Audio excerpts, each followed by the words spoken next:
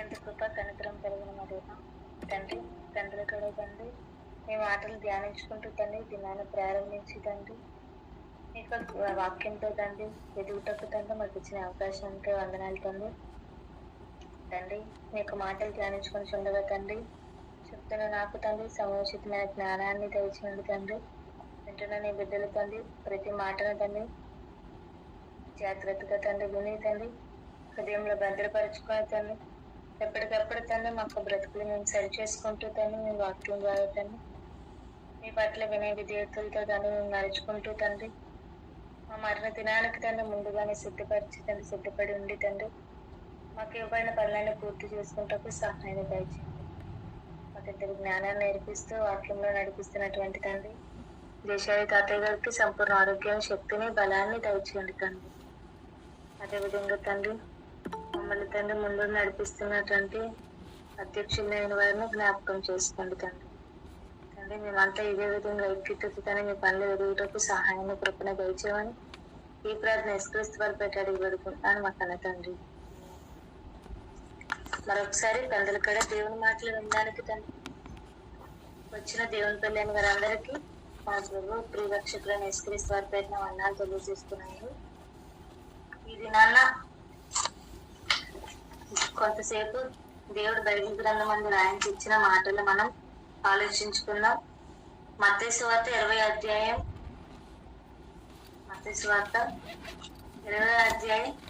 1 నుండి 16 వచనాలు ధరణి అక్క గారు కిందటి వారం తెలియజేసి ఉన్నారండి. కనుక 17వ వచనం నుండి మత్తయి సువార్త 20వ అధ్యాయం 17వ వచనం నుండి ఈ దినాన్ని మనం ఆలోచించుకుందాం. బైబిల్లోకి వెళ్ళి చదువుకున్నట్లయితే మత్తయి సువార్త 20వ అధ్యాయం 17వ వచనం. యేసు యెరూషలేమునకు వెళ్ళనై ఉన్నప్పుడు ఆయన 12 మంది శిష్యులను ఏకాంతంగా తీసుకొని పోయి మార్గమందు వారితో ఇట్లనెను. ఇక్కడ మనకి మత్తయి సువార్త 20వ అధ్యాయంలో మనకి కొన్ని సందర్భాలు కనిపిస్తాయండి. ముందుగా యేసుక్రీస్తు వారు ఒక పరలోక రాజ్యం, ఒక ఇంటి యజమానితో పోలియోని ఉపమానం చెప్పడం జరుగుతుంది. ఆ తర్వాత యేసుక్రీస్తు వారు ఇంకా అప్పగింపబడుతున్నారు అనే విషయాన్ని శిష్యులతో మరొకసారి జ్ఞాపకం చేయడం, ఇది 2వ సందర్భం అండి. 3వ సందర్భంగా జెబెదయి కుమారుల తల్లి వచ్చి యేసుక్రీస్తు వారితో మాట్లాడడం, శిష్యులైన వారు దాని విషయమై కోపపడినప్పుడు యేసుక్రీస్తు వారు దాని గురించి వారితో మాట్లాడిన సందర్భం అంతా కనిపిస్తుంది.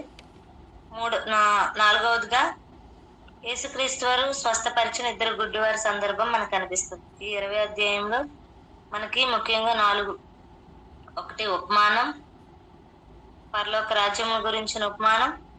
2వదిగా యేసుక్రీస్తు వారు అప్పగింపబడుతున్నారనే విషయాన్ని శిష్యులతో మరొకసారి జ్ఞాపకం చేయడం.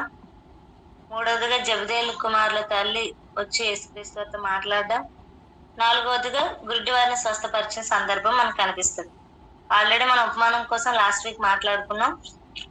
ఇప్పుడు 2వ సందర్భం గురించి ఆలోచిస్తే ఇక్కడ యేసుక్రీస్తు వారు ఇంకా యెరూషలేముకి వెళ్తున్నారు అన్నప్పుడు యెరూషలేములో జరగబోయే ఒక సందర్భాన్ని, ఆయన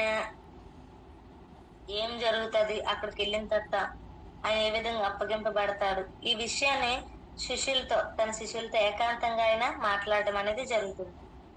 ఏమని మాట్లాడుతున్నారు మనం చూస్తే, యేసు యెరూషలేమునకు వెళ్ళనైనప్పుడు ఆయన 12 మంది శిష్యులను ఏకాంతంగా తీసుకొని పోయి మార్గమందు వారితో ఇట్లనెను.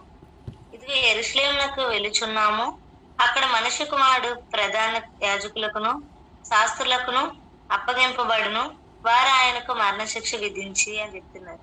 ఇక్కడ యేసుక్రీస్తు వారు యెరూషలేమునకు వెళ్తున్నప్పుడు ఆయన చెప్తున్నారు, ఇక మనం యెరూషలేమునకు వెళ్ళబోతున్నాం. అయితే అక్కడ మనిషి కుమారుడు ఏం చేస్తాడంటే ఆయనకి ప్రధాన యాజకులకును శాస్త్రులకును అప్పగింపబడతాడు. ఇక తన స్వజనులైన వారిలో యూదుల్లో కొన్ని తెగలుగా మనకు కనిపిస్తుంది.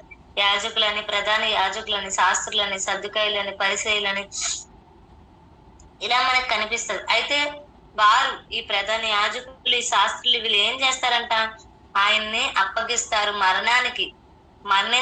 మరణశిక్ష విధించడానికి ఆయన్ని అప్పగిస్తారు అని చెప్పి ఇక యేసుక్రీస్తు వారి ఒక విషయాన్ని ముందుగా శిష్యులకి చెప్తూ వస్తున్నారన్నమాట. అయితే యెరూషలేమునకు వెళుచున్నాము, అక్కడ మనుష్య కుమారుడు ప్రధాన యాజకులకును శాస్త్రులకును అప్పగింపబడును. వారు ఆయనకి మరణశిక్ష విధించి ఆయన్ను అపహసించుటకును, కొరడాలతో కొట్టుటకును, సిలువ వేయుటకును అన్ని జనులకు ఆయన అప్పగింతురు. ఇక్కడ యేసుక్రీస్తు వారి కోసం చెప్తున్నారు ఏమని? మనిషి కుమారుడు అంటే యేసుక్రీస్తు వారు మనకు తెలుసు. ఆయనకి ఎలా అంటే ఈ ప్రధాన యాజకులు, ఈ శాస్త్రులు వీళ్ళందరూ ఇక ఆయన్నే మరణశిక్ష వేయాలి అనుకోని ఇక ఆయన ఏం చేస్తారంట? కొరడాలతో కొట్టుటకును, అపహసించుటకును, సిలువ వేయుటకును అన్ని జనులకు ఆయన్ని అప్పగింతురు. అయితే ఆయన మరల ఏమవుతుంది? అప్పగింతరు. 3వ దినమున ఆయన మరల తిరిగి లేచును అని చెప్తున్నారు. రోజుగా యేసుక్రీస్తు వారు ఏ విధంగా అప్పగింపబడతారు, ఏ విధంగా మరణశిక్ష విధిస్తారో ఆయన స్వజనులే ఆయన అంగీకరించలేదు. ఆయన మాటలకు వ్యతిరేకంగా పిలువబడడం అనేది జరిగింది. అందుకని మరి ఏం చేశారు? వాళ్ళు ఆయన్ని సిలువ వేయాలి అనుకున్నారు, ఆయన్ని చంపేయాలి, ఆయన ఏదో ఒక కారణంగా ఆయనని ఇంకా సిలువ వేయించాలి అనుకుని ఏం చేశారు? వారికి అధికారం లేదు, వాళ్ళు వేయాలనుకునే వాళ్ళకి లేదు కనుక అదిగో అన్యజనులు అంటే ఎవరు? రోమా ప్రభుత్వం ఆయన్ని సిలువ వేసింది, ఆయన చంపింది. మరి వారెవరు? రోమా ప్రభుత్వం అన్యజనులే కదా, దేవుణ్ణి ఎరగని వారు రోమా ప్రభుత్వం. కాబట్టి ఆ అన్యజనులు, అందుకే అన్యజనులను రాయించాడు. వారు ఏం చేశారు? వారికి అప్పగించారు. అందుకే వారు ఏం చేశారు? యూదుల యొక్క మాట గెలిచింది అంటారు. కాబట్టి యూదుల మాట గెలవడం బట్టి పిలాతు, హేరోదు వీళ్ళు ఏం చేశారు? యేసుక్రీస్తు వారికి కొరడాలతో కొట్టారు. అయినప్పటికీ యూదులు అంగీకరించలేదు. ఎలాగైనా సిలువ వేయాలి, సిలువ వేసి ఆయన చంపాలి అని గోల పెట్టడంతో, అరవడంతో వారి కేకలే గెలిచినందుకు అదిగో రోమా ప్రభుత్వం వారు యేసుక్రీస్తు వారిని సిలువ వేయడం జరిగింది. సిలువ వేసి ఆయన్ని చంపడం జరిగింది. అలా చంపి ఆయన చంపించిన తర్వాత ఆయన తిరిగి 3వ దినాన్న లేస్తాడు అనే విషయాలన్నీ యేసుక్రీస్తు వారు శిష్యులతో చెప్తున్నారు. ఈరోజు మనం చూస్తాం, ఎవరైనా వృద్ధాప్యం అందుకు వయసు మళ్ళిన తర్వాత, వృద్ధాప్యానికి వచ్చేసిన తర్వాత, లేదంటే అనారోగ్య బారిన పడి ఇంకా చనిపోతాం, చావుకు దగ్గరగా ఉన్నామన్నప్పుడు వారు ఏం చేస్తారంటే వారి ఇంట్లో ఉన్న వారితో, వారికి ఆత్మీయులుగా ఉన్న వారితో చెప్తూ ఉంటారు, ఇంకా ఇక్కడ సమయం అయిపోతుంది, నేను వెళ్ళిపోతాను, మీరు జాగ్రత్తగా ఉండండి అని ఇదిగా వారికి చెప్పాలనుకుంటున్న సూచనలన్నీ చెప్తూ ఉంటారు. వారు బలపరచాలనుకున్న అన్ని విషయాలు చెప్పి బలపరుస్తూ ఉంటారు. ఎందుకంటే ఇంక వారు ఈ భూమి మీద ఉండరు, ఈ భూమిని విడిచి వెళ్ళిపోతారు కనుక తనతో ఉన్న వారికి, తన ఆత్మీయులకి విషయాలన్నీ చెప్తూ ఉంటారు. ఇంకా ఇక నేను ఉండను, ఇంకా మీరే ఉండాలి, కాబట్టి మీరు జాగ్రత్తగా ఉండండి, మీరు ఇక ఇలా బాధ్యత కలిగి ఉండాలి, మీ పనులు మీరే చేసుకోవాలి, మీరు ఇలా ధైర్యంగా నడవాలి, సమాజంలో ధైర్యంగా మీరు ఉండాలి, ముందుకు వెళ్ళాలని ఇలా ఎన్నో విషయాలు చెప్తూ ఉంటారు. ఇంకా వాళ్ళు వెళ్ళిపోతున్నారు కనుక, వెళ్ళిపోయే సమయం వచ్చింది కనుక తనకి దగ్గరగా ఉన్న వారికి విషయాలని చెప్తారు. ఇక్కడ యేసుక్రీస్తు వారు కూడా ఇక్కడే కదా, మనం ముందు కూడా ఎన్నో అధ్యాయాలు చూసుకొని వచ్చాం. ఏమని చెప్తారు ఉంటారంటే ఇక పదే ఇంకా నేను అప్పగింపబడతాను, ఇంకా నన్ను ఇక ప్రధాన యాజకుల చేతికి, శాస్త్రుల చేతికి నేను అప్పగింపబడతాను, ఇక నన్ను ఇలా కొట్టి ఇలా సిలువ వేసి చంపుతారు, కాబట్టి మీరు ధైర్యంగా ఉన్న ఈ విషయాలన్నీ ఎందుకు చెప్తున్నారంటే ఇగో ఇంకా ఆయన వెళ్ళిపోయి సమయం వచ్చేసింది కనుక తర్వాత ఉన్నవారు వాళ్ళే కాబట్టి శిష్యులైన వారు మీరు జాగ్రత్తగా ఉండాలి, మీరు ఇలా బోధించాలి, ఎంతకాలం నేను మీతో ఉండను కాబట్టి మీరు ఇంకా బలపడాలి అనే ఉద్దేశంతో పదే విషయాన్ని ఆయన గుర్తు చేస్తూ వస్తున్నారు. ఇంకా నేను వెళ్ళిపోతాను, మీరే ఉంటారు కాబట్టి ఇదిగా మీరు బలంగా ఉండాలి, బలంగా దేవుని గురించి ప్రకటించే వారుగా మారాలని పదే విషయం గుర్తు చేస్తూ ఉంటారు. ఇప్పుడు మన మధ్య ఉన్న వారు ఎవరైనా వెళ్ళిపోతున్నారు అంటే ఆయన వారు పదే విషయాన్ని గుర్తు చేస్తున్నామంటే ఇంక వాళ్ళు ఉండరని మనం బలం కలిగి, ఇంకా మనమే కాబట్టి ఇంక వారు ఉండరు కాబట్టి మనం ఏం చేయాలన్న ఆలోచనతో ముందుకు వెళ్ళాలని వారు గుర్తు చేస్తూ ఉంటారు. ఎందుకంటే మన మధ్య రీసెంట్ గా మనల్ని విడిచి వెళ్ళిన ప్రశాంత్ ఆంటీ విషయం కూడా అంతే. ఆవిడ పదే ఇంకా నేను వెళ్ళిపోతున్నాను, ఇంకా నా పని ఏ క్షణం నేను ఉంటానో తెలియదు, వెళ్ళిపోతాను, కాబట్టి ఉన్నంతకాలం నేను పని చేసి వెళ్ళిపోవాలని పదే చెప్పుకుంటూ వచ్చారు. అంటే దాని అర్థం ఏంటంటే ఇంకా నా ఆయుష్ మీరిపోతుంది, నా ఆయుష్ ఇంకా అయిపోతుంది, నా పని చేసి నేను ఇంక వెళ్ళిపోతానని చెప్తున్నారు. అలా చెప్తూ వచ్చారు. అంటే ఇంకా మనమే ఉంటాం కాబట్టి మనము కూడా త్వరపడి పని చేసుకోవాలి అని. ఇక్కడ యేసుక్రీస్తు వారు కూడా పదే చెప్తున్నట్టు ఇంకా ఆయన వెళ్ళిపోతున్నారు కనుక, ఆయన ఉండరు కనుక ఇంకా ధైర్యం తెచ్చుకొని మీరు పని చేయాలి, ఇంకెంతకాలం నేను ఉంటాను. అందుకే ముందు అధ్యాయాలు కూడా చూస్తాం, ఆయన హెచ్చరిస్తూ చెప్తూ ఉంటాడు, ఇంకెంతకాలం నేను మీతో ఉంటాను, సమయం అవుతుంది, ఇంకెంతకాలం మీతో ఉంటాను, మీరే చేసుకో, మీరే ధైర్యం కలిగి ఉండాలని వాళ్ళు విశ్వాసాన్ని కోల్పోతున్నప్పుడల్లా చెప్తూ ఉంటారు. అందుకే ఇక్కడ యేసుక్రీస్తు వారు ఆయన ఇంకా అప్పగింపబడతాడు అనే విషయాన్ని ప్రతిసారి శిష్యులతో గుర్తు చేసుకుంటూ వస్తున్నారు. అందుకే ఇక్కడ కూడా ఏమని చెప్తున్నారు మనం చూస్తే, ఇంకా యెరూషలేమునకు వెళ్ళుచున్నాము, అక్కడ మనుష్య కుమారుడు ప్రధాన యాజకులకును శాస్త్రులకును అప్పగింపబడు. వారు ఆయనకు మరణశిక్ష విధించి ఆయన అపహసించుటకును, కొరడాలతో కొట్టుటకును, సిలువ వేయుటకును అన్ని జనులకు ఆయన్ను అప్పగింతురు. అయితే ఆయన అప్పగించిన ఆయన ఏం జరుగుతుందంటే, 3వ దినాన మరలా ఆయన తిరిగి లేస్తాను అని యేసుక్రీస్తు వారు చెప్పడం అనేది జరుగుతుంది. ఇదే సందర్భం మనకి మార్కు గారు, లోకా గారు కూడా రాసి చెప్పడం అనేది జరిగింది. ఆ మాటలు కూడా ఒకసారి మనం చూసుకున్నట్లయితే, మార్కు సువార్త 10వ అధ్యాయం 32 నుండి 34 వచనములు. మార్కు సువార్త 10వ అధ్యాయం 32 నుండి 34 వచనాలు ఒకసారి మనం చదువుకున్నట్లయితే త్వరగా. వారు ప్రయాణమై యెరూషలేమునకు వెళ్ళుచుండిరి. యేసు వారికి ముందు నడుచుచుండగా వారు విస్మయం పొందిరి, వెంబడించి వారు భయపడిరి. అప్పుడు ఆయన మరలా 12 శిష్యులను పిలుచుకొని తనకు సంభవింపబో వాటిని వారికి తెలియజెప్పున ఆరంభించెను. ఇదిగో మనం యెరూషలేమునకు వెళ్ళుచున్నాము, మనుష్య కుమారుడు ప్రధాన యాజకులకును శాస్త్రులకును అప్పగింపబడును. వారు ఆయనకు మరణశిక్ష విధించి ఆయన అన్ని జనులకు అప్పగించెదరు. వారు ఆయన్ను అపహసించి ఆయన మీద ఉమ్ము వేసి కొరడాలతో ఆయన కొట్టి చంపెదరు. 3 దినములైన తర్వాత ఆయన తిరిగి లేచునని చెప్పాను. ఇంకా ఆయన ఎలా హింసిస్తారు, ఆయన మీద ఉమ్ము వేసి ఆయనకు మరణశిక్ష విధిస్తారు, ఆయనకి అపహసిస్తారు, ఆయనకు ఉమ్ము వేస్తారు, ఆయన కొరడాలతో కొడతారు, అయితే ఆయన ఈ విధంగా చంపుతారు. చంపిన తర్వాత ఆయన ఇక 3వ దినం తిరిగి లేస్తారని చెప్పడం అనేది జరిగింది. ఇదే సందర్భం లోకా గారు కూడా రాశారండి. ఆ మాట కూడా ఒకసారి మీరు రాసుకోండి. లోకా సువార్త 18వ అధ్యాయం 31 నుండి 34 వచనాలు. లోకా సువార్త 18వ అధ్యాయం 31 నుండి 34 వచనాల్లో మనకి ఇదే సందర్భం కనిపిస్తుంది. లోకా సువార్త 18వ అధ్యాయం 31 నుండి 34 వచనం. ఆయన తన 12 మంది శిష్యులను పిలిచి, ఇదిగో యెరూషలేమునకు వెళ్ళుచున్నాము, మనుష్య కుమారుడు గురించి ప్రవక్తల చేత రాయబడిన మాటలన్నీ నెరవేర్చబడును. ఆయన అన్ని జనులకు అప్పగింపబడును. వారు ఆయన్ను అపహసించి అవమానపరిచి ఆయన మీద ఉమ్ము వేసి ఆయన కొరడాలతో కొట్టి చంపుదురు. 3వ దినమున ఆయన మరలా లేచునని చెప్పెను. వారు ఈ మాటల్లో ఒకటైనా గ్రహింపలేదు. ఈ సంగతి వారికి మరుగు చేయబడిన గనుక ఆయన చెప్పిన సంగతులు వారికి బోధపడలేదు. ఇలా పదే యేసుక్రీస్తు వారితో చెప్పినా కూడా చాలా మందికి వారిలో అర్థం కాలేదు. ఆయన అప్పగింపబడుతున్నారు, ఈ విధంగా చంపివేయబడతారని చెప్తున్నా చాలా మందికి అర్థం కాలేదంట. 2వ సందర్భం మీకు అర్థమైంది కదండి. యేసుక్రీస్తు వారు ఏ విధంగా అప్పగింపబడుతున్నారు, ఏ విధంగా సిలువ వేయబడతారు, ఎలా ఆయన అపహసిస్తారు, ఎలా ఆయన అవమానిస్తారు అనే విషయాన్ని ఇదిగో శిష్యులకి ఆయన చెప్పడం అనేది జరుగుతుంది. ఇంక యెరూషలేంకి వెళ్ళిపోతున్నాం, యెరూషలేంకి వెళ్తున్నానంటే మనుష్య కుమారుడు అప్పగింపబడతాడు, మనుష్య కుమారుడు సిలువ వేయబడతాడు అనే విషయాన్ని యేసుక్రీస్తు వారు చెప్పడం అనేది జరుగుతుంది. ఇంకా 2వ సందర్భానికి మనం వెళ్ళినట్లయితే మత్తయి సువార్త 20వ అధ్యాయం 20వ వచనం నుండి. మత్తయి సువార్త 20వ అధ్యాయం 20వ వచనం నుండి. అప్పుడు జెబెదయి కుమారుల తల్లి తన కుమారులతో ఆయన యొద్దకు వచ్చి నమస్కారము చేసి యొక్క మనవి చేయబోగా, నీవేమి కోరుచున్నావని ఆయన అడిగాను. ఇక్కడ జెబెదయి కుమారుల తల్లి మనకు తెలుసు కదండి. యేసుక్రీస్తు వరకు ఆయన ఏర్పాటు చేసుకున్న 12 మంది శిష్యుల్లో జెబెదయి కుమారులు ఎవరు?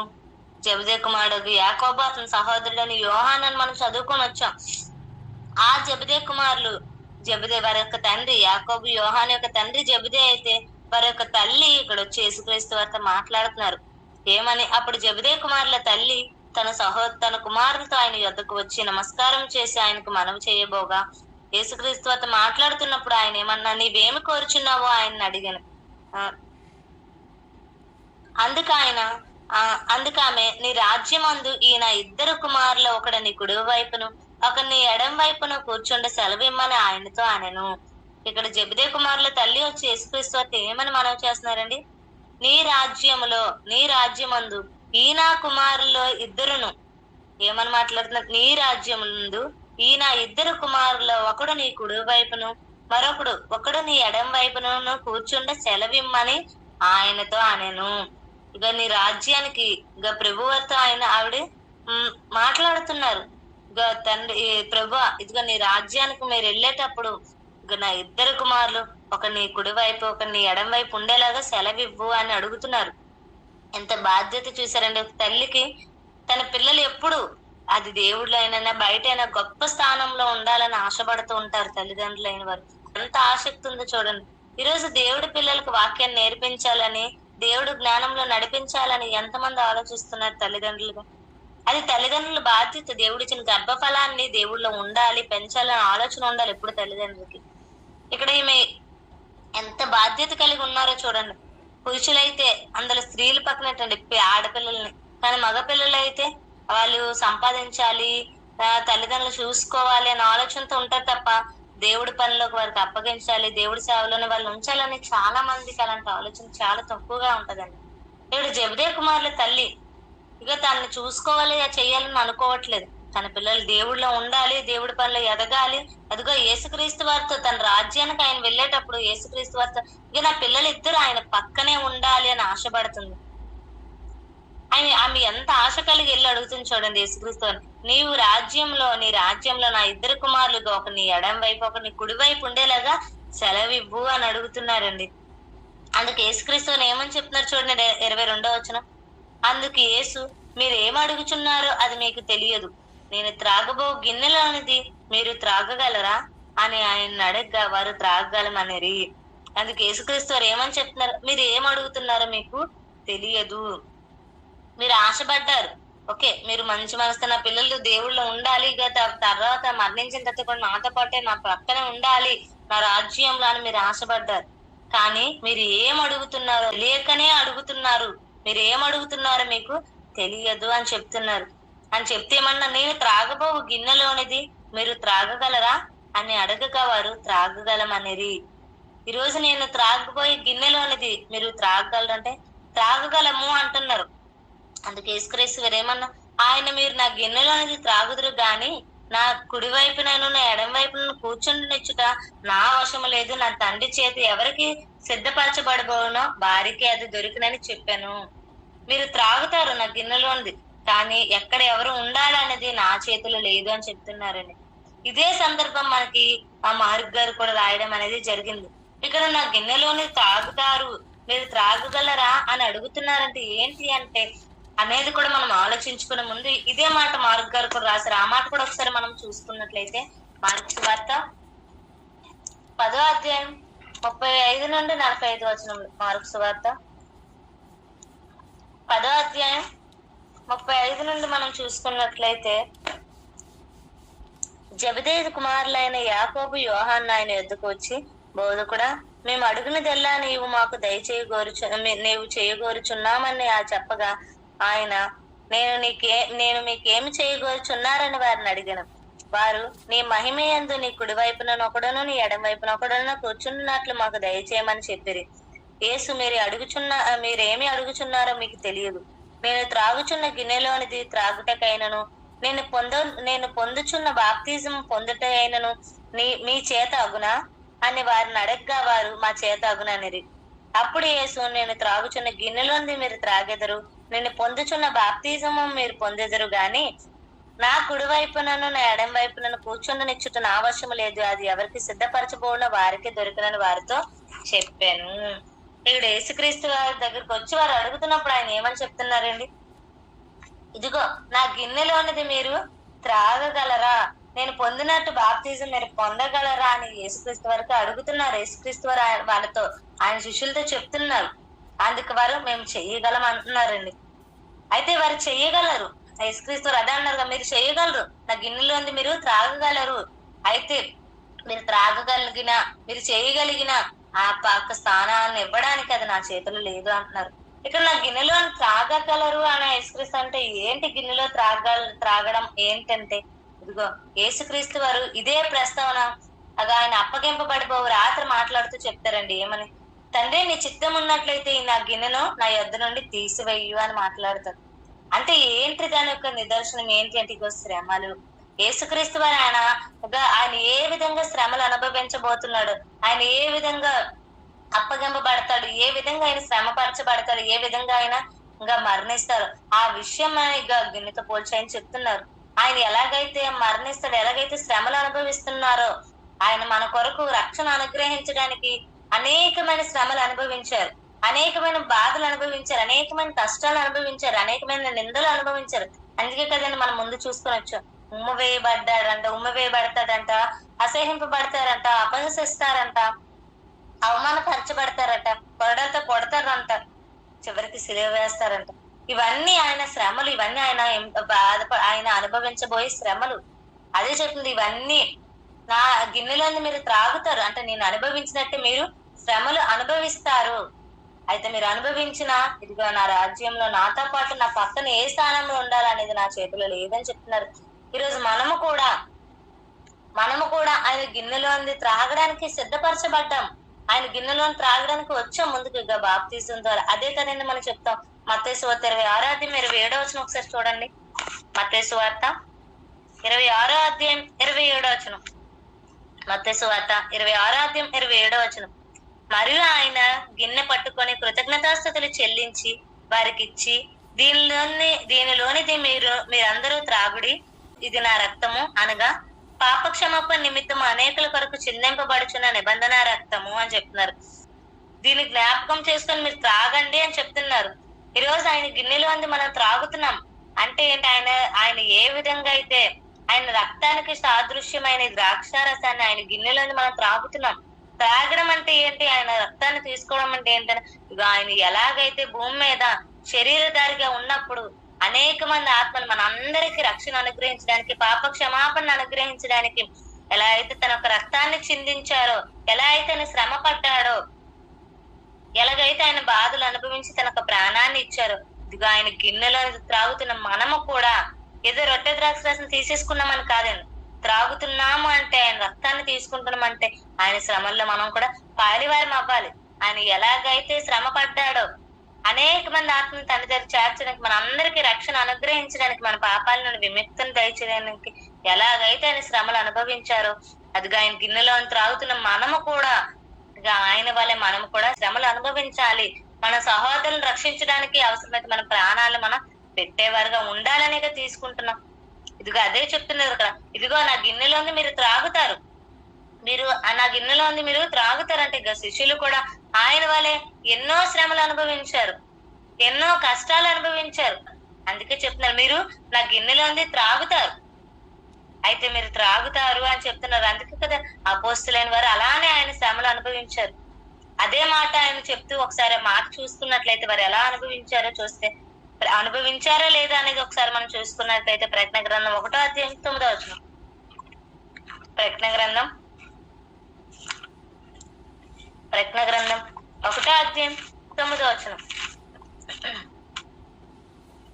గ్రంథం 1:9 మనం చూసినట్లయితే, మీ సహోదరుడును యేసును బట్టి కలుగు శ్రమల్లోను రాజ్యంలోను సహవాసంలోను పాలివాడనైన యోహానను నేను దేవుని వాక్యము నిమిత్తమును యేసును గూర్చి సాక్ష్యం నిమిత్తమును పద్మాసు దీపముల పరవాసనైతేనే అని చెప్తున్నారు. యోహాన్ గారు చెప్తున్నారండి, ఆయన శ్రమల్లోను ఆయన రాజ్యంలోను ఆయన సహవాసంలోను నేను పాలివాడిగా ఉన్నాను అని. అందుకే ఆయన పాలివాడిగా ఉన్నాడు. అందుకే యేసుక్రీస్తు వారు ముందుగానే చెప్తున్నారండి, ఇదిగా మీరు నా శ్రమల వాటిలో మీరు పాలివారిగా ఉంటారు. అందుకే మత్తయి సువార్తకు మనం వచ్చేస్తే మన పాఠ్య భాగంలోకి అక్కడ ఏమని చెప్తున్నారో చూడండి. 23వ. మత్తయి సువార్త 20:23 ఆయన మీరు నా గిన్నెలోనిది త్రాగుదురు గాని అంటే ఇక మీరు చేస్తారు, మీరు నా గిన్నెలోని త్రాగుతారు అంటే నా శ్రమలు నేను ఎలాగైతే అనుభవించానో, నేను ఎలాగైతే కష్టాలు పడ్డానో, ఇక రక్షణను అనుగ్రహించడానికి మీ నిమిత్తం నేను ఎలాగైతే శ్రమ పడ్డానో ఇక మీరు కూడా పడతారు. మీరు నా గిన్నెలోని త్రాగుతారంటే ఇక నా వల్ల మీరు ఆ శ్రమలు పడతారు అని యేసుక్రీస్తు వారు ఇక్కడ చెప్తున్నారు. ఆయన చెప్పిన విధంగా యోహాను గారు శ్రమలు అనుభవించారు కదండి. అందుకే చదివించనమాట. ఆయన శ్రమల్లోను ఆయన రాజ్యంలోను ఆయన ప్రతి దాంట్లో వాళ్ళు పాలి భాగస్తులుగా ఆయన ఉన్నానని చెప్తున్నారు. ఇకపోతే యాకోబు గారు కూడా ఖడ్గం చేత నరకబడ్డారు. ఎందుకు? ఆయన వాళ్ళ శ్రమలు ఎందుకు అనుభవించారంటే ఇదిగో రక్షణ అనేక మందికి ఆయన గురించి మరణాన్ని బోధించినందుకు ఆయన శ్రమ పడ్డారు, ఆయన మరణించారు. ఇలా అపోస్తులైన వారందరూ ఆయన గిన్నెలో త్రాగినట్టు ఆయన ఎలాగైతే శ్రమ పడ్డారో వాళ్ళు శ్రమ పడ్డారు. ఈరోజు మనము కూడా క్రైస్తవులైనందుకు, బాప్తిజం తీసుకున్నందుకు అక్కడ మనం అందుకు మార్క్స్ అవుతే చదివించాం, ఆయన గిన్నెలో త్రాగిన వారు ఆయన పొందిన బాప్తిజం పొందుతారు అన్నారు. ఈరోజు మనము కూడా ఆ శిష్యులకు ఈరోజు మనము కూడా ఆయన శరీరానికి సాదృశ్యంగా, ఆయన రక్తానికి సాదృశ్యంగా ఆయన గిన్నెలో త్రాగుతున్న మనము కూడా ఏం చేస్తున్నాం? త్రాగడం అంటే ఏంటి? మనం అదే చెప్తాం రొట్టె ద్రాక్ష రసం తీసుకున్నప్పుడు. ఆయన ఎలాగైతే శ్రమపరచబడ్డాడో ఆయన రక్తానికి సాదృశ్యంగా ద్రాక్ష రసం తీసుకుంటున్న మనము కూడా అలాగే శ్రమలు అనుభవించాలి అని చెప్తాం. అందుకే మన గురించి కూడా ఏమని దేవుడు రాయించారు చూసినట్లయితే రోమిలికి రాసిన పత్రిక 8వ అధ్యాయం 17వ వచనం. రోమిలికి రాసిన పత్రిక 8వ అధ్యాయం 17వ వచనం. రోమిలికి రాసిన పత్రిక 8వ అధ్యాయం 17వ వచనం. మనం పిల్లలమైతే వారసులమును అనగా దేవుని వారసులము, క్రీస్తుతో కూడా మహిమ పొందుటకును ఆయనతో శ్రమ పడిన ఎడల క్రీస్తు తోడి వారసులము. ఇదిగో ఆయన ఎలాగైతే శ్రమపరచబడ్డాడో అలా మనం ఆయన శ్రమలో పాలివారం అయితే అదిగో ఆయన మహిమ పొందుకున్నట్లుగా మనము కూడా దానికి వారసులం అవుతాము అని చెప్తున్నారు. చూడండి, మనము పిల్లలమైతే వారసులము అనగా దేవుని వారసులము, క్రీస్తుతో కూడా మహిమ పొందుటకు, క్రీస్తుతో కూడా మనం మహిమ పొందాలంటే ఇగో ఆయనతో శ్రమ పడిన ఎడల క్రీస్తుతో కూడా వారసులం అవుతాము. ఆయన ఎలాగైతే శ్రమ పడ్డారో ఆయన గిన్నెలో త్రాగిన మనము కూడా ఆయన వల్ల శ్రమ పరచబడితే ఆయన వల్ల మనము కూడా మన సహోదరుల నిమిత్తం శ్రమలు అనుభవించి, కష్టం అనుభవించి, ఆయన సువార్తను ప్రకటించి అనేక మంది రక్షించిన వారం అయితే అదిగో ఆయన ఏ విధంగా అయితే మహిమ పొందుకున్నారో మనము కూడా క్రీస్తుతో తండ్రికి వారసులమయ్యి మనము కూడా ఆ మహిమను పొందుకుంటాం. అందుకే ఇక్కడ శిష్యులైన వారు నీ రాజ్యంలో మాకు నీ రాజ్యంలో మాకు నీతో పాటు ఉండే అవకాశాన్ని ఇవ్వు అన్నప్పుడు ఇదిగా మీరు శ్రమ పరచబడాలి, మీరు బాధను అనుభవించాలి, మీరు కష్టాన్ని అనుభవించాలి చెప్తున్నారు. అయితే మీరు అనుభవిస్తారు, మీరు అనేకమైన శ్రమలు నావాలి, మీరు నా రాజ్యాన్ని ప్రకటించే విషయంలో మీరు అనుభవిస్తారు, నా సువార్తను ప్రకటించే విషయంలో మీరు నా వల్ల నా గిన్నెలో మీరు త్రాగుతారు, మీరు అనుభవిస్తారు అని చెప్తున్నారు. అయితే మీరు ఎన్ని కష్టాలు అనుభవించినా, మీరు ఎన్ని శ్రమలు అనుభవించినా నా ప్రక్కన కూర్చునే ఒక అవకాశాన్ని ఇవ్వడానికి అది నా చేతిలో లేదు అని చెప్తున్నారు. చూడండి 23వ వచనం. ఆయన మీరు నా గిన్నెలోంది త్రాగుదురు గాని నా కుడి వైపునను నా ఎడం వైపునను కూర్చుండనిచ్చుట నా వశము లేదు. ఇక నేను కూర్చోబెట్టడానికి, నా ప్రక్కన కూర్చోబెట్టడానికి, నేను స్థానాన్ని ఇవ్వడానికి అది నా చేతిలో లేదు. నా తండ్రి చేతి ఎవరికి సిద్ధపరచబడను వారికే అది దొరుకునని చెప్పాను. దేవుడు ఎవరికి అనుగ్రహిస్తే అది వారికే దొరుకుతుంది. ఈరోజు యేసుక్రీస్తు వారికి కూడా అది తెలియదు. ఈరోజు యేసుక్రీస్తు వారి యొక్క రెండో రాకడ ఎప్పుడు జరుగుతుంది ఒక సమయం కూడా ఆయనకి తెలియదు. అలానే ఆయన పరలోక రాజ్యం అందు ఆయన ఏ స్థానంలో ఎవరు ఉంటారో కూడా తెలియదు అని చెప్తున్నారు. ఈ రోజు మనం ఎంత ప్రయాసపడినా, ఎంత కష్టపడినా దేవుడి యొక్క మహిమను మనం ఈ భూమి మీద దేవుడి కోసం ప్రయాసపడినప్పుడు, ఇక క్రీస్తు యొక్క శ్రమల్లో మనం కూడా పాలివారమైనప్పుడు, అనేక మంది రక్షించడానికి మనం కూడా కష్టాలు, శ్రమలు అనుభవించి దేవుడి మహిమను పొందుకోగలం, దేవుడు అనుగ్రహించి మహిమను పొందుకోగలం క్రీస్తు వారి వలె. కానీ అక్కడ పరలోకంలో ఏ రాజ్యం అనేది, ఏ స్థానం అనేది మనం పొందుకుంటాం అనేది అది తండ్రి చేతిలో ఉంది. తండ్రి ఎవరికి ఇవ్వాలనుకుంటాడో తండ్రి చిత్తాన్ని బట్టి ఆయన ఎవరికి ఏ స్థానాన్ని ఇవ్వాలనుకుంటే ఆ స్థానాన్ని ఇస్తాడు. అది ఆయన చేతిలోనే ఉంది.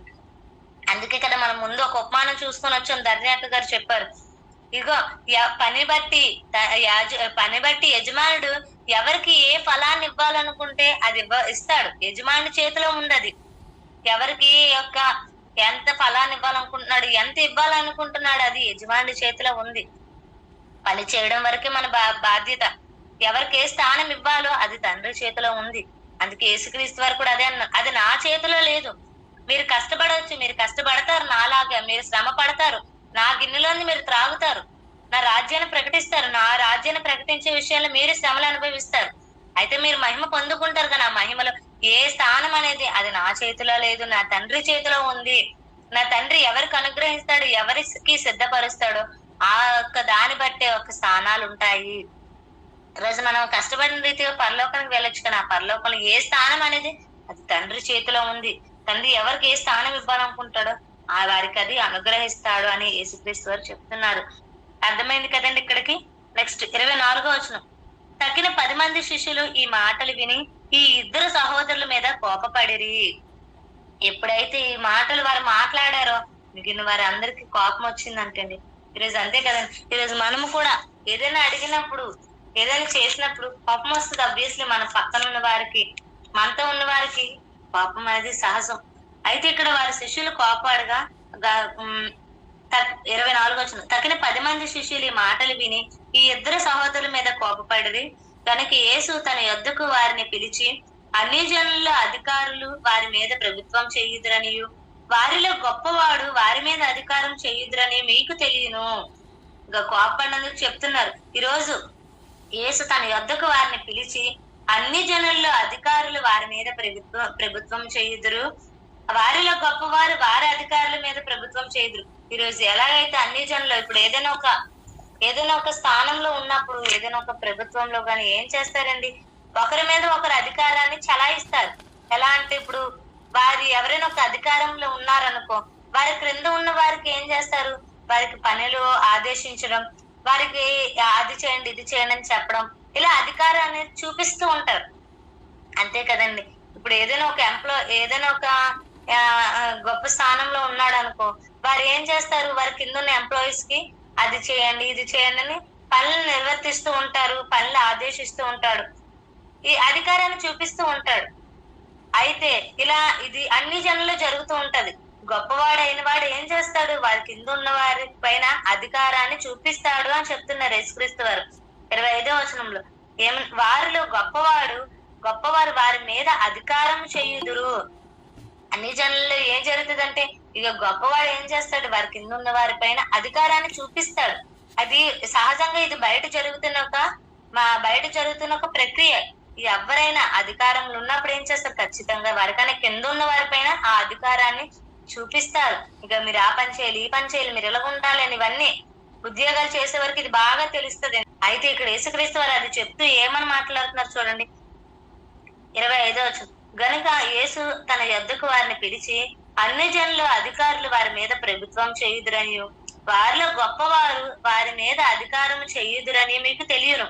ఇలా అధికారులు వారి కింద ఉన్న వారి పైన అజమాయిషీ చేయడం, అధికారాన్ని చెలాయించడం, గొప్పవారు ఈ విధంగా చేస్తూ ఉంటారు. ఈ విషయాలన్నీ మీకు తెలుసు అని యేసుక్రీస్తు వారు చెప్తూ, మీలో అలాగుండకూడదు, ఇది అన్ని జనులు ఈ విధంగా జరుగుతుంది. గొప్పవాడు వాడి కింద ఉన్న వారి మీద అధికారాన్ని చలాయిస్తాడు. అయితే మీరు ఆ విధంగా ఉండకూడదు. వారు చేస్తున్నట్టుగా ఇది అన్ని జనులు జరుగుతుంది. వారి కింద ఉన్న వారి మీద పెత్తనాలు చేయడం, అధికారాన్ని చెలాయించడం, అది చేయండి ఇది చేయండి అని వారి యొక్క గొప్పతనాన్ని, వారి అధికారాన్ని చూపించుకోవడం అనేది చేస్తూ ఉంటారు. అయితే మీరు ఆ విధంగా చెయ్యకూడదు అని శిష్యులతో చెప్తున్నారు. మీలో అలాగూ ఉండకూడదు.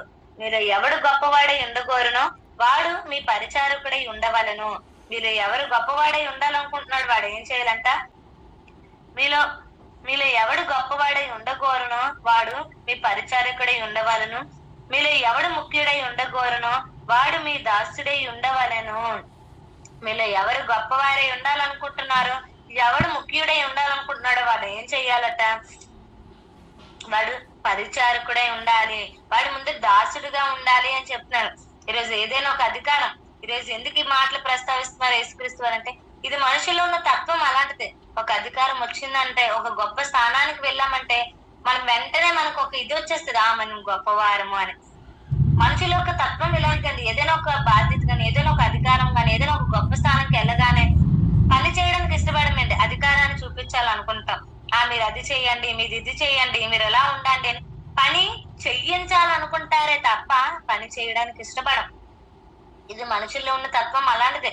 అందుకే కదా మన బయట ఉన్న వారే నా విధంగా ఉన్నంటే మనుషులందరి స్వభావమే అలాంటిది. అందుకే యేసుక్రీస్తు వారు చెప్తున్నారు, మీరు అన్ని జనుల వల్లే, మీరు బయట వారి వల్లే ఉండకూడదు. మనం దేవుడు నమ్ముకున్నాం, దేవుడిలో ఉన్నవారం అన్నప్పుడు మనం ఎలా ఉండాలి, మనం ప్రత్యేకంగా ఉండాలి. ఈ రోజు మీరు గొప్పవారిగా ఉండాలనుకుంటే మీరు ఏం చేయాలని చెప్తున్నారు, ఇక మీరు పరిచారం చేసేవారిగా ఉండాలి. ఈరోజు ఏ గొప్పవాడైనా చేస్తాడండి, చేయరండి. ప్రియమైన వాళ్ళు ఏం చేస్తారు, వారి గొప్ప స్థానాల్లోకి వెళ్ళాడంటే ఇక వాడి కింద ఉన్న వారి ద్వారా పని చెయ్యించుకోవాలనుకుంటాడు. మీరు అది చేయండి, మీరు ఇది చేయండి, మీరు అలా చేయాలి, మీరు ఇలా చేయాలని పనిని బెత్తాయిస్తూ ఉంటాడు, పనిని చెయ్యాలని ఆదేశిస్తూ ఉంటాడు తప్ప ఏ అధికారంలో ఉన్న అధికారి పని చేయడు. అంతే కదండి, ఎవరు పని చేయరు. మీరు అలా చేయాలి ఎలా చేయాలని చెప్తారు. అందుకే యేసుక్రీస్తు ఏమని చెప్తున్నారు, మీరు అలా ఉండకూడదు. మీరు ఒకవేళ గొప్పవారు అవ్వాలనుకుంటే ముందు మీరు ఏం చేయాలి తెలుసా? ముందు మీరే పని చేసేవారికి ఉండాలి, మీరే పరిచారకులుగా ఉండాలి, మీరే దాసులుగా ఉండాలి. ఒక దాసుడు ఎలాగైతే పని చేసుకుంటూ పోతారో, ఎలా అయితే పని చేసుకుంటూ వెళ్ళిపోతారో మీరు అలానే ఉండాలి, మీరు అలానే పని చేస్తూ ఉండాలి అని యేసుక్రీస్తు వారు ఇక్కడ చెప్తున్నారు. యేసుక్రీస్తు వారు ఇక్కడ తెలియజేస్తున్నారు, మీరు గొప్పవారై ఉండాలి. ఇక్కడ అదే కదండి, ఇక నాకు గొప్ప స్థానం కావాలి, గొప్ప అంటే శిష్యుల విధమైన ఆలోచన ఉంది. కాబట్టి మీరు గొప్పవారు అవ్వాలనుకుంటే ముందు మీరు పని చేసేవారుగా ఉండాలి. మీరు పని చేసేవారుగా మీరు ఉంటే మీరు ఎంత గొప్ప స్థానంలో ఉన్నా మీరు ఏం చేయాలి? దాసులుగా ఉండాలి, మీరు పని చేసేవారుగా పరిచారకులుగా ఉండాలి అని చెప్తున్నారు. అదే కదండి యేసుక్రీస్తు వారు మనకు నేర్పించారు, అదే కదా యేసుక్రీస్తు వారు మనకు బోధించారు. ఇక పరిచారకులుగా ఉండేవారు మందను నడిపించేవాడు ఏం చేయాలని చెప్తున్నారండి? మందను నడిపించేవాడు ఎలా ఉండాలని చెప్తున్నారు? పేతురు రాసిన మొదటి పత్రిక 5వ అధ్యాయం 3వ వచనం చూడండి. పేతురు రాసిన మొదటి పత్రిక 5వ అధ్యాయం 3వ వచనం. పేతురు రాసిన మొదటి పత్రిక 5వ అధ్యాయం 3వ వచనం మనం చదువుకున్నట్లయితే, మీకు అప్పగింపబడిన వారి పైన అయినట్టుండక మందకు మాదిరిగా ఉండుడి. మనకు ఎవరినైతే అప్పగిస్తారో వారి మీద ఏం చేయమన్నాడుగా, మీరు ప్రభువుగా, మీరు ఏదో వారికి అప్పగించానంటే ఇక మీరు వారి మీద ప్రభుత్వం చెలాయించడం కానీ మీరు ఏదో వారికి ప్రభువుగా అన్నట్టుగా మీరు ఉండకండి. ఎలా ఉండమని చెప్తున్నాడు? మందకు మాదిరిగా. మనకి మందను అప్పగించినప్పుడు, మందను నడిపించేటప్పుడు ఎలా ఉండాలి? వారికి మాదిరిగా మనము ఉండాలి. అంటే ఏంటి? మనం ముందు చెయ్యాలి, మనం ముందు పని చేయాలి. మనం ఏం చేయాలి, మనం ఎలా నడుచుకోవాలి, ఏం చేయాలంటే ముందు ఎవరైతే అధికారిగా ఉంటున్నాడు, ఎవరైతే మందరు నడిపించే కాపరిగా ఉంటున్నారు ఏం చేయాలంట?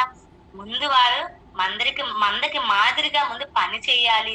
అంతే తప్ప మీరు ఏదో వారికి ప్రభువుగా ఉన్నారన్నట్టుగా మేము బిహేవ్ చేయకూడదు, అలా నడుచుకోకూడదు. మందకు మాదిరిగా ముందు మనం పని చేయాలని ఇక్కడ పేతురు గారు రాస్తూ చెప్తున్నారు. అదే కదండి, అందుకే ఒక మందకు మాదిరిగా క్రీస్తు వారు ఏం చేశారండి? ఇంకా పరిచర్య చేశాడు. అందుకే అదే మనం మన పాఠ్య భాగంలో చూస్తే అదే చెప్తున్నాడు కిందకి వెళ్ళిన తర్వాత. మత్తయి 20వ అధ్యాయం 28వ వచనం, మీలో ఎవడు ముఖ్యుడై ఉండగోరిన వాడు మీ దాసుడై ఉండవలను. అలాగే మనిషి కుమారుడు కూడా ఏమని చెప్తున్నాడు? అలాగే మనిషి కుమారుడు పరిచారం చేయించుకొనుటకు రాలేదు గాని పరిచారము చేయుటకును అనేకులకు ప్రతిగా విమోచన క్రేదనంగా తన ప్రాణం నిచ్చుటకును వచ్చానని చెప్పాను. ఇక మనకు మందకు మాదిరిగా మన ముందున్న ప్రభుగా ఉన్న క్రీస్తు వారు ఏం చేశారు?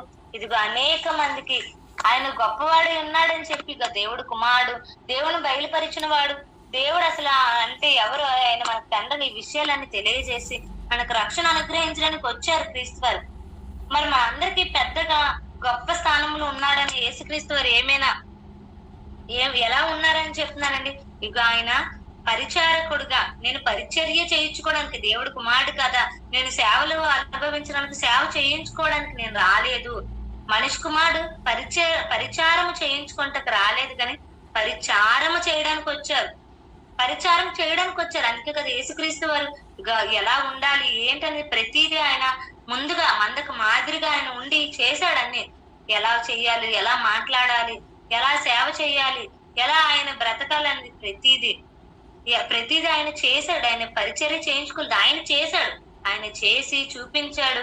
అందుకే చెప్తున్నాను, నేను పరిచర్య చేశాను కాబట్టి మీరు కూడా మందకు మాదిరిగా ఉండాలంటే మీరు పరిచర్య చేయాలి తప్ప గొప్పవారుగా ఉండాలనుకోకండి. అధికారాన్ని చూపించాలనుకోకూడదు. అధికారాన్ని కానీ గొప్ప స్థానం కానీ పొందుకున్న వారు ఏం చేయాలి? దాసుడిగా ఉండాలి, పని చేయాలి అని శిష్యులకు చెప్తున్నారు. చెప్పడమే కాదు, ఆయన చేసి చూపించాడు. ఆయన ఏ విధంగా పని చేశాడో ఒక మాట మనం చూస్తే, పరిచర్య చేశాడు, గొప్పవాడయ్యుండి కూడా ఎలా బ్రతికారో చూస్తే యోహాను సువార్త 13వ అధ్యాయం 12వ వచనం నుండి, యోహాను సువార్త 13వ అధ్యాయం 12వ వచనం నుండి, యోహాను సువార్త 13వ అధ్యాయం 12వ వచనం నుండి మనం 15 వచనాలు చదువుకుంటే అక్కడ ఆయన ఏం చేస్తున్నాడు చూస్తే, వారి పాదములు కడిగి తన పై వస్త్రము వేసుకున్న తర్వాత ఆయన మరలా కూర్చుండి. ఇక్కడ ఆయన ఏం చేస్తున్నాడు? 15వ వచనంలో చూస్తే, నేను మీకు చేసిన ప్రకారమును మీరును చేయవల్లని మీకు మాదిరిగా ఇలాగు చేసి తిని అని చెప్తున్నారు. యేసుక్రీస్తు వారు గొప్పవారై ఉండి మనకు రక్షణ అనుగ్రహించిన వాడు, తండ్రి తర్వాత గొప్ప స్థానంలో పరలోకంలో ఉన్నవాడు. ఆయన అంత గొప్పగా బ్రతికి ఒక మాదిరిగా ఏం చేశారు, తన శిష్యులైన వారి అందరి పాదాలను కడిగాడు. అమ్మ నేను గొప్పవాడిని కదా, నేనే దేవుని ప్రచురం చేసిన వాడిని కదా, దేవుని చూపించిన వాడిని కదా, ఇక వీళ్ళందరికి రక్షణ నా ద్వారా వచ్చింది కదా అన్న అధికారాన్ని చూపించలేదండి. ఏం చేశారు, ఇదిగో శిష్యుల పాదాలన్నీ కడిగాడు. అందుకే చెప్తున్నాను, ఇక నేను మీకు మాదిరిగా ఇవన్నీ చేస్తున్నాను కాబట్టి మీరు కూడా అలా ఉండాలి. అధికారం నాకు వచ్చింది కదా, నేను గొప్పవాడిని కదా, నేను దేవుడి మాటలు బోధించేవాడిని కదా అనే అధికారాన్ని చూపించలేదు. అలా ఉండకూడదు మీరు కూడా అని మనకు మాదిరి చూపిస్తున్నాడు. ఇక మీరు అలా ఉండకూడదు, మీరు కూడా ఏం చేయాలి, దేవుడు వాక్యాన్ని బోధిస్తున్నప్పుడు మనము కూడా అదిగో లోబడి ఉండాలి, తగ్గింపు స్వభావం కలిగి ఉండాలి. అందుకే చెప్తారు, తాను తగ్గించుకుని వాడు ఏమవుతాడు, హెచ్చింపబడతారు. ఈరోజు అధికారంలో ఉన్నామంటే మనం తగ్గించుకోవాలి, దాసులుగా ఉండాలి. అంతే తప్ప మనం ముందు పనిచేసి మాదిరిగా ఉండాలి, తగ్గించుకునే స్వభావం కలిగి ఉండాలి, అలానే చెయ్యాలి. అప్పుడే మనం అందరముగా అదొక ఎలాగైతే వారి అధికారాన్ని చూపించకుండా వారు ఎలా అయితే పరిచారకులుగా ఉంటున్నారో ఈరోజు మనము కూడా వారిని చూసి అదేనే నేర్చుకోవాలి, ఇలానే ఉండాలి. మనం ఎంత గొప్ప వాక్యం చెప్పి టిప్ టాప్ గా రెడీ అయినా చేసిన మనం ఏం చేయాలి, ఎలాంటి పని అయినా ముందు మనం వెళ్ళిపోవాలి. అబ్బా నేను ఆ వాక్యాన్ని చెప్పేదాన్ని, నేను ఇంత హుందాగా రెడీ అయ్యాను కదా, నేనేంటి ఇలాంటి పనులు చేయడం అని అనుకోకూడదు. ఈరోజు మనం కూడా అదే ఇక్కడ యేసుక్రీస్తు తెలియజేస్తున్నాం. గొప్పవారై ఉండాలంటే ఇక మనం పరిచర్య చేయించుకోవడం కాదు, ముందు మనం పరిచర్య చెయ్యాలి అని యేసుక్రీస్తు వారు అదే చేసి చూపించారు. శిష్యులు అలానే బ్రతికారు. ఈరోజు మనం కూడా వాక్యాన్ని నేర్చుకుంటున్నాం, మనం కూడా అలానే ఉండాలి. వాక్యాన్ని చెప్పడం కాదు, అధికారం ఇచ్చారంటే మీరు ఆ పని చేయండి ఈ పని చేయండి అని అజమాయిషీ చేయడం కాదు, పనులు బెత్తాయించడమే కాదు, ముందు మనం చెయ్యాలి. ఏ విషయంలో పని విషయమే కాదు, ఏదైనా ఒక బోధించేటప్పుడైనా ముందు మనం ఆ వాక్యానుసారంగా బ్రతికితే తర్వాత ఉన్న మందంతా అలా నడుచుకుంటారు. మనం ముందు చెప్తున్న మనము ముందు ఆ విధంగా బ్రతికితే, ఆ విధమైన పనులు చేస్తూ ఉంటే వెనకాతులున్న మందంతా కూడా ఆ విధంగా బ్రతుకుతారు. అందుకే ముందు మనం చేసేవారుగా ఉంటే ఆటోమేటిక్ గా మనం మందంతా విధంగా నడుస్తారు. కాబట్టి అందుకే యేసుక్రీస్తు చెప్తున్నారు, గొప్పవారు అవ్వాలంటే ముందు మనం చెయ్యాలి, మనం ముందు పనులు చెయ్యాలి, అప్పుడు ఆ విధంగా వారు నడుచుకుంటారు అని ఇక్కడ యేసుక్రీస్తు వారు చెప్తున్నారు. ఇంకా మన పాఠ్య భాగంలోకి వెళ్ళినట్లయితే, అలాగే మనిషి కుమారుడు పరిచయం చేయించుకుంటకు రాలేదు కానీ పరిచర్య చేయుటకును అనేకులకు విమోచన క్రయధనంగా తన ప్రాణం నిచ్చుటకును, ఆయనగా తన ప్రాణాన్ని కూడా తన క్రయధనంగా, తన విమోచన క్రయధనంగా తన ప్రాణాన్ని ఇచ్చి ఈరోజు మన అందరినీ కొన్నాడు.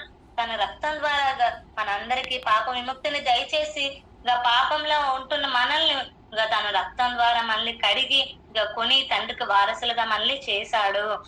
అనేకులకు ప్రతిగా విమోచన క్రయధనంగా తన ప్రాణం నిచ్చుటకు వచ్చాను. యేసుక్రీస్తు రాక యొక్క పరమార్థాన్ని ఇక్కడ తెలియజేస్తున్నారు. ఆయన అనేకులకు మాదిరిగా ఉండడానికి, మనం ఎలా బ్రతకాలో మనకు ఒక మాదిరిగా ఉండి వెళ్ళారు.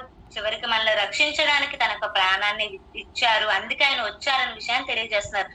ఇంకా లాస్ట్ సందర్భాన్ని చూసుకున్నట్లయితే మత్తయి సువార్త 29వ అధ్యాయం, మత్తయి సువార్త 20వ అధ్యాయం 29వ వచనం. మత్తయి సువార్త 20వ అధ్యాయం 29వ వచనం. వారు యెరికో నుండి వెళ్ళుచుండగా బహు జన సమూహమును ఆయన వెంట వెళ్ళెను. ఇదిగో త్రోవ పక్కన కూర్చుండే 2 గుడ్డివారు యేసు ఆ మార్గంలో వెళ్ళుచున్నాడని విని, ప్రభువా దావీదు కుమారుడా మమ్మల్ని కరుణింపమని కేకలు వేసిరి. ఓరుకుండుడని జనులు వారిని గద్దించిరి గాని వారు, ప్రభువా దావీదు కుమారుడా మమ్మల్ని కరుణింపమని వారి బిగ్గరగా కేక వేసిరి. యేసు నిలిచి వారిని పిలిచి, నేను మీకేమి చేయగోరుచున్నారని అడగగా వారు, ప్రభువా మా కన్నులు తెరవమనిరి. కాబట్టి యేసు కనికరపడి వారి కన్నులు ముట్టెను. వెంటనే వారు దృష్టి పొంది ఆయన వెంట వెళ్ళిరి. ఇక్కడ యేసుక్రీస్తు వారు యెరికో పట్టణానికి వెళ్తున్నప్పుడు జన సమూహం వారిని చూసి, అప్పుడున్న వారు ఆ యేసుక్రీస్తు వారు వస్తున్నాడని ఆ గుడ్డి వారు తెలుసుకొని, ఆయన వస్తున్నాడని ఆయన గురించిన మాటలు విని వారు తెలుసుకొని ఏం చేస్తున్నారంటండి, ఆ 2 గుడ్డి వారు, ఏ ప్రభువా దావీదు కుమారుడా మమ్మల్ని కరుణించి అని కేకలు వేస్తున్నారు. అక్కడున్న ప్రజలందరూ మీరు ఊరుకోండి, మీరు అరవకండి అని చెప్తున్నా కూడా దావీదు కుమారుడా రక్షించు, మమ్మల్ని కరుణించు అని కేకలు వేగా వారి మాటలు విని యేసుక్రీస్తు వారు ఏం చేస్తున్నారు, మీరు ఏం కోరుకుంటున్నారో తెలియజేయండి అనగానే మాకు స్వస్థతని దయచేయండి అని అడుగుతున్నారు. అయితే ఇది ఏంటి సందర్భం అంటే, ఇదే సందర్భం మనకి మత్తయ్య గారు ఇదే సందర్భాన్ని మనకి మార్కు గారు, లోకా గారు కూడా ప్రస్తావించారండి. మార్కు సువార్త 10వ అధ్యాయం 46 నుండి 52 వచనములు రిఫరెన్సెస్ రాసుకోండి. మార్కు సువార్త 10వ అధ్యాయం 46 నుండి 52 వచనములు, లోకాసు వార్త 18వ అధ్యాయం 35 నుండి 43 వచనములు. మార్క్స్ వార్త 10వ అధ్యాయం 44 నుండి 52 వచనములు. మార్క్స్ వార్త 10వ అధ్యాయం 46 నుండి 52 వచనములు. లోకాసు వార్త 18వ అధ్యాయం 35 నుండి 43 వచనాల్లో మనకి ఈ సందర్భం కనిపిస్తుందండి. అయితే ఈ సందర్భం ఏంటి అంటే ఇది ఒక అసంబద్ధం. ఏంటిది ఒక అసంబద్ధం అంటే ఇదే ఇక్కడ మత్తయి గారు ఇద్దరు గుడ్డి వారు యేసుక్రీస్తు వారిని వెంబడిస్తున్నారు, యేసుక్రీస్తు వారిని స్వస్థపరచమని వేడుకున్నట్టుగా మత్తయి గారు రాస్తున్నట్టుగా మనకి కనిపిస్తుంది.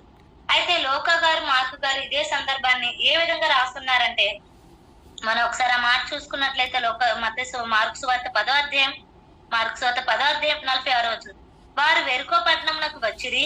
ఆయన తన శిష్యులతో బహు జన సమూహంతో ఎరుకో నుండి బయలుదేరి వచ్చుచుండగా తిమ్మయ్య కుమారుడు బత్తిమయి అను గ్రుడ్డి భిక్షకుడు త్రోవ ప్రక్కన కూర్చుండెను. ఈయన నజరేయుడని యేసు అని వాడు విని, దావీదు కుమారుడా, యేసు నన్ను కరుణింపమని కేకలు వేయ మొదలు పెట్టాను. ఇక్కడ మార్కు గారు ఏమని మాట్లాడుతున్నారంటే ఒకరి గురించి ఇక్కడ ప్రస్తావిస్తూ చెప్తున్నారండి. తిమ్మయ్య కుమారుడు బత్తిమయ్య అని ఇక్కడ ఆ గ్రుడ్డివాని పేరు చెప్తూ ఇక్కడ మాట్లాడడం అనేది జరుగుతుంది. ఇక్కడ మార్కు గారు చెప్తున్న సందర్భంలో ఒక్కడే ఉన్నట్టుగా మనకి కనిపిస్తుంది. ఇక్కడ గ్రుడ్డివారు అక్కడ మత్తయి గారు ఇద్దరు రాశారు, ఇక్కడ మార్కు గారు ఒక్కరే ఉన్నట్టుగా మనకి రాస్తున్నట్టుగా కనిపిస్తుంది. ఇదే మాట లోకా గారు కూడా రాస్తూ లోకాసు వార్త 18వ అధ్యాయం 35 నుండి 43 వచనాల్లో మనం చూస్తే, లోకాసు వార్త 18వ అధ్యాయం 35 నుండి 43 వచనాల్లో చూస్తే, ఆయన ఎరుక పట్టణంనకు సమీపించినప్పుడు ఒక గురుడివాడు త్రోవ ప్రక్కన కూర్చుండి భిక్షం అడుక్కొని చుండెను. జన సమూహములు దాటిపోవుచుండుట వాడు చూచినప్పుడు విని ఇది ఏమని అడగగా వారు నజరేయుడని యేసు మార్గంన వెళ్ళుచున్నాడని వారితో చెప్పిరి. అప్పుడు వాడు యేసు దావీదు కుమారుడు నన్ను కరుణింపమని కేకలు వేశాను. ఇక్కడ లోకా గారు కూడా ఒక్క గుడ్డివాడు భిక్షం అడుక్కుంటున్నట్టుగా రాశారు. ఇక్కడ మత్తయి గారు ఇద్దరు గుడ్డివారుగా రాశారు, మార్కు గారు లోకా గారు ఒక గుడ్డివారు అన్నట్టుగా రాశారు. ఇలా మార్కు గారు అయితే ఆ గుడ్డివారి పేరు కూడా ప్రస్తావిస్తున్నట్టుగా మనకు కనిపిస్తుంది. అయితే ఇంతకి ఏది కరెక్ట్? ఇది ఒక అసంబద్ధంగా నిలిచింది. దీన్ని ఒక ఎన్వి బ్రహ్మం అనే వ్యక్తి బైబిల్ బండారాలు అని చెప్తూ దీని మీద తప్పుడుగా రాయడం అనేది జరిగింది. ఏంటంటే ఇక బైబిల్లో తప్పులు ఉన్నాయి, మత్తయి గారు ఏమో ఒకలా రాశారు, మార్కు గారు లోకా గారు ఒకలా రాశారు అని. అయితే ఇక్కడ మత్తయి గారు ఒకలా మార్కు గారు ఒకలా రాశారంటే వారు తప్పులు రాశారా? వారిద్దరిలో ఎవరైనా తప్పు రాశారా? మత్తయి గారు ఏమైనా తప్పు రాశారా, లేదంటే మార్కు లోకా గారు తప్పు రాశారా? ఇంతకి ఒక గురుడ్డివారా ఇద్దరు గురుడ్డివారా అనేది మనం ఆలోచించాలండి. ఇలాంటి చిన్న చిన్న వాటిని పట్టుకొని తప్పులుగా చూపిస్తూ బైబిల్ తప్పు పట్టాలని ఎంతో మంది చూస్తున్నారు, కానీ అది తప్పు కాదు. బైబిల్ ని బాగా పరిశీలిస్తే దాన్ని అది ఏంటి అనేది అర్థమవుతుంది అనే విషయాన్ని బైబిల్ పట్టుకున్న క్రైస్తవులుగా మనం నిరూపించాలి. బైబిల్ మీద తప్పుగా మాట్లాడుతున్న వారికి అది ఏంటో, అది ఎలా అసంబద్ధంగా అయ్యింది అనేది మనం నిరూపించాలి. మరి ఇక్కడ మత్తయి గారేమో ఇద్దరు గురుడివారని రాశారు, మార్కు లోకా గారేమో ఒక్కరని రాశారు. ఇందుకు ఏది నిజం అనేది మనం ఆలోచించాలండి. ఒకటైతే మనం గుర్తుపెట్టుకోవాలి, బైబిల్ అనేది కానీ ఇది రాసింది పరిశుద్ధాత్మ ప్రేరణతో దేవుడు రాయించాడు. దేవుడు రాయించాడంటే దేవుడు తప్పు రాయించడండి, తప్పు రాయించడు. మరి ఇక్కడ తప్పు రాయించడం అన్నప్పుడు పరిశుద్ధాత్మ ప్రేరణతో రాశారంటే అది ఖచ్చితంగా రైట్ అవుతుంది. మరి ఇక్కడ ఇక్కడొకలా ఎందుకుందో మనం ఆలోచించినట్లయితే ఇక్కడ మార్కు గారు లోకా గారు ఒక్కడు అని రాశారా, ఒక్కడే అని రాశారా? ఇక్కడ లోకా గారు ఒక్కడు అని రాశారు, ఒక్కడే అని రాశారో చూస్తే మన లోకాసు వార్త 18:35 వచనం చూస్తే ఆయన ఎరుకో పట్టణంకు సమీపించినప్పుడు ఒక గురుడివాడని రాశారు. అంటే ఒక్క గురుడివాడని చెప్పి రాశారు, ఒక్కడే ఉన్నాడని రాశారా? అది మనం ఆలోచించాలి. ఒక గురుడివాడని రాశారు. ఇక్కడ మార్కు గారు లోకా గారు ఆ ఇద్దరు గురుడివారిలో ఒక్కడనే ఉద్దేశించి రాస్తున్నారు.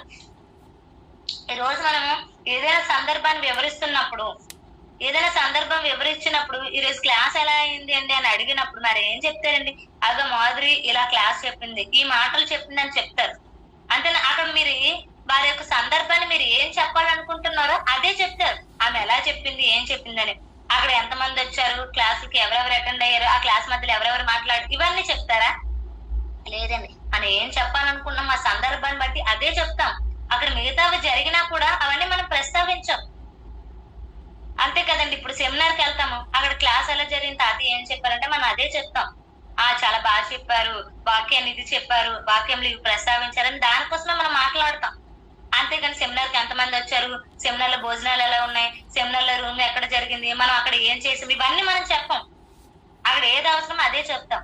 ఇక్కడ మార్కు గారు, లోక గారు కూడా అక్కడ మొదటి ఆ ఒక్క గుడ్డివాడి కోసమే అతని మీద కాన్సన్ట్రేషన్ చేశారు కాబట్టి అతను ఆ ఒక్క వ్యక్తి కోసమే మాట్లాడుతున్నారు.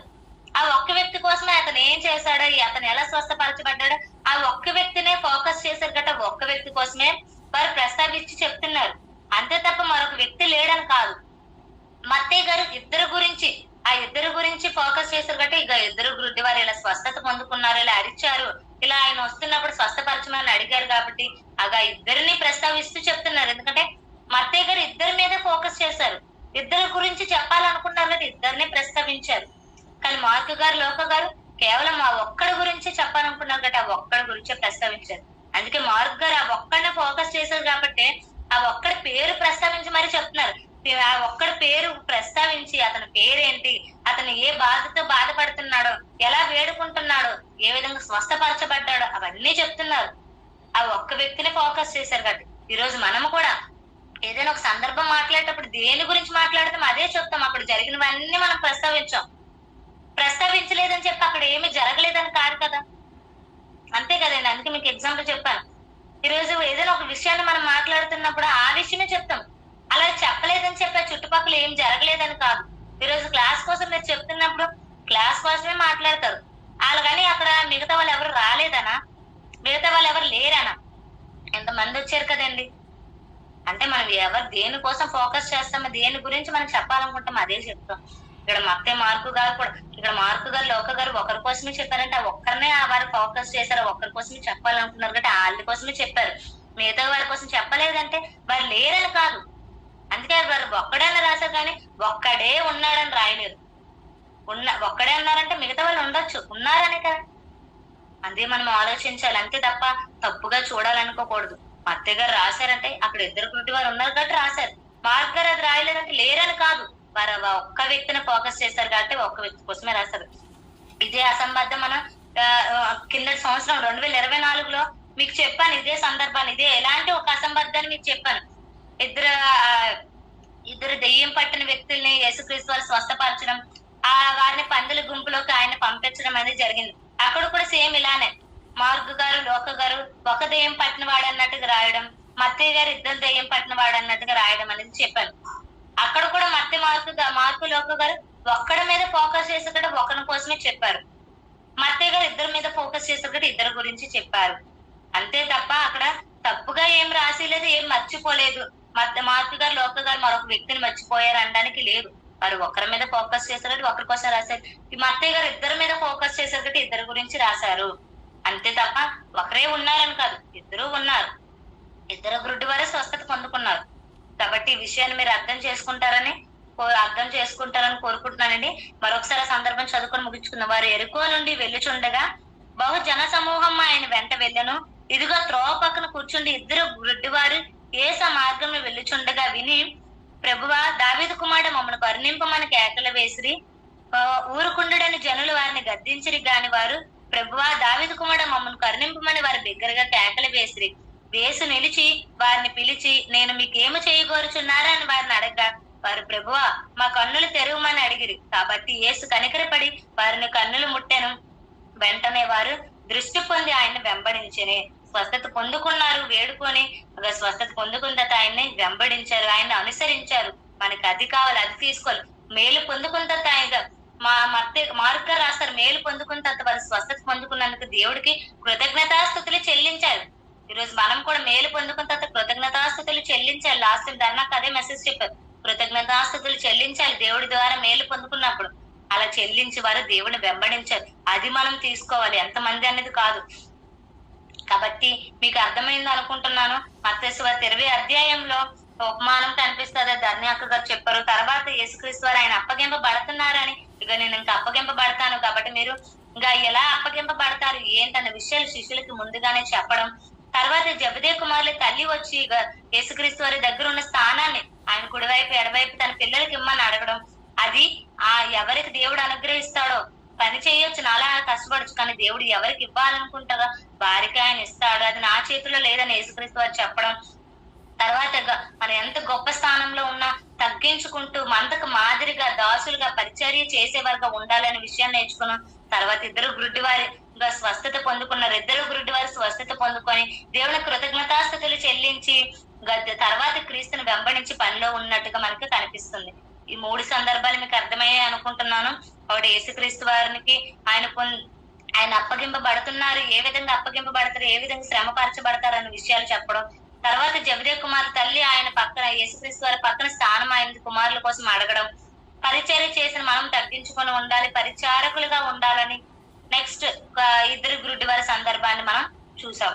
ఈ యొక్క మాటలు మీకు అర్థమయ్యా అనుకున్నాం. వాక్యం నేర్చుకుని మనము ఆ విషయాలు ఎప్పుడు మన హృదయంలో భద్రపరుచుకొని ఎప్పుడు తగ్గించుకుంటూ వాక్యం ద్వారా ఎప్పుడు ముందే చెప్పాలి మందకు మాదిరిగా వాక్యం చెప్తున్న మనము వాక్యం ద్వారా మనం సరి చేసుకుంటూ వాక్యం ద్వారా మనల్ని ఒక్కొక్క మన ప్రవర్తన మార్పులు చేసుకుంటూ అలా మనం ఒకరు ఒకటి మనలో లోపాలని సరి చేసుకుంటూ పరిశుద్ధులుగా మన పిలుపు రాకముందే మళ్ళీ అన్ని లోపాలు సరి చేసుకొని పవిత్రులుగా పావురం వల్ల నిష్కప్తంగా పవిత్రంగా పరిశుద్ధంగా మార్చుకొని దేవుడి పని చేసి మనకి ఇచ్చిన పని సంపూర్తిగా నెరవేర్చుకొని దేవుడి దగ్గరికి వెళ్ళిపోయేవారుగా ఉండాలని ఈ నా మాటలు చెప్తూ ముగించుకుంటున్నానండి. అందరికీ నా వందనములు. విన్న మీ అందరికీ నాకు ఈ అవకాశం ఇచ్చిన అధ్యక్షుల వారికి అందరికీ ప్రభు అయిన యేసుక్రీస్తు వారి పేరు నా వందనాలు తెలియజేసుకుంటూ ముగించుకుంటున్నాను. అందరికీ వందనాలు.